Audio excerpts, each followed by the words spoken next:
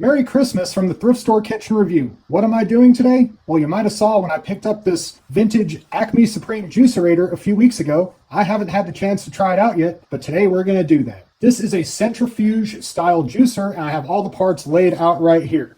This right here is the main motor base. This is the food pusher that pushes your fruits and vegetables down into the juicer.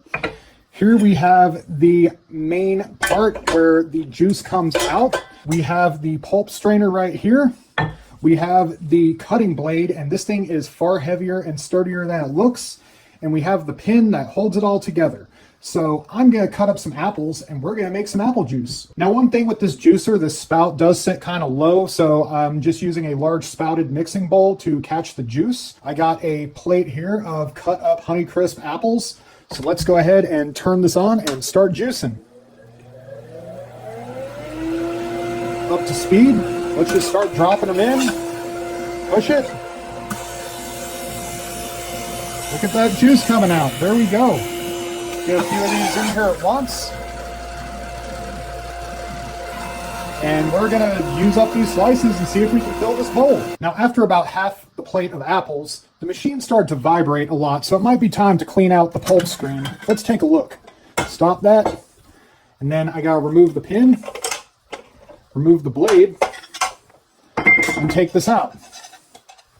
See, there's a lot of apple pulp in there, so I'm going to clean this out. Cleaning the pulp screen definitely seemed to clear up the vibration issue, so let's finish up this plate of apples and then we'll see how our juice tastes.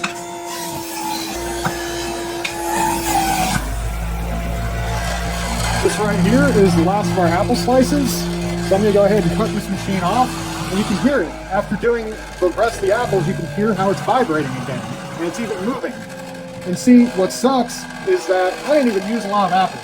That was about 3 apples worth of juicing before it got to the point where the waste that comes off is just too much for the machine to handle. So if you get your hands on one of these, it's pretty obvious you're going to have to clean it a lot. So once the machine stops and the last of the juice drips into the bowl, we're going to try some of this. All right, let me pour off some of this juice into a glass.